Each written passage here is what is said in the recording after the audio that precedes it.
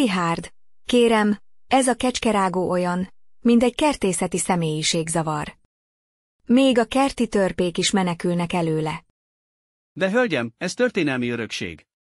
Nagymamám azt mondta, a kecskerágó megtanítja alázatra a szomszédot. Vagy a kecskéjét. Mindegy, működik. Ez nem kert, Richard, ez egy botanikai horrorfilm. Ez a növénytörvényen kívüli. A hágai kertészeti bíróság is kitiltaná.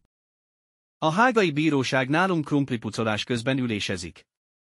Na de Richard, hol van itt a jó modor? A jó modor. A komposztban. De nézze, ez a növény multifunkcionális. Leveleivel takaríthatja a cipőjét, gyökerével pedig megidézheti az ősöket. Próbálja ki. Richard, ez most botanikai lázadás? Nagymamám azt mondta, a kecskerágó karizmatikus. Most már értem, mire gondolt. Nekem kell egy chemotox meg egy ügyvéd.